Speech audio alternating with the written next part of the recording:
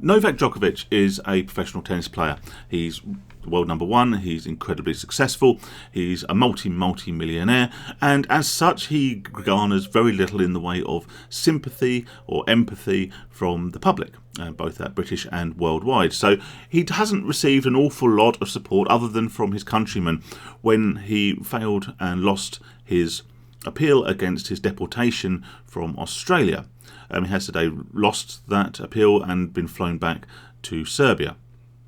He's been unable to compete in this Australian Open, and in fact his ability to compete in Australia for the next 3 years is now in doubt because their laws, once you've been deported, you're not able to travel back to that country for a 3-year period. As I say, it's difficult to muster massive amounts of empathy or sympathy for someone in such an admirable, enviable and comfortable position as multimillionaire Djokovic.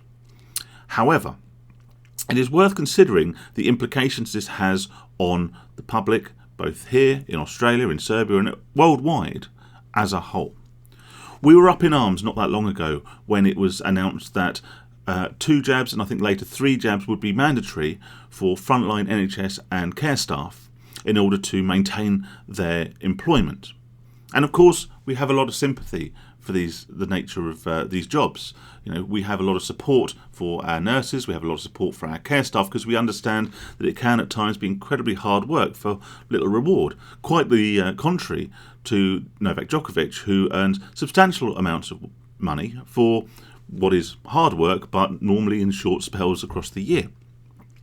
However, in my opinion, the net result is the same and the implications remain the same. Novak is a professional sportsman who has been prevented from doing his job by competing in this tournament because he has refused to take the COVID vaccine.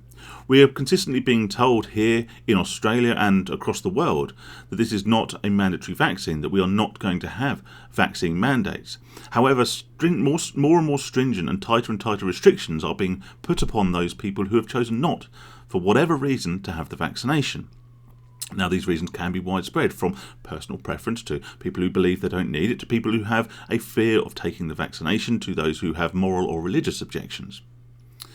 And if we are to maintain the freedom in our country to have bodily autonomy and to have control over our own body and our own health, then we should reject any mandates to the contrary.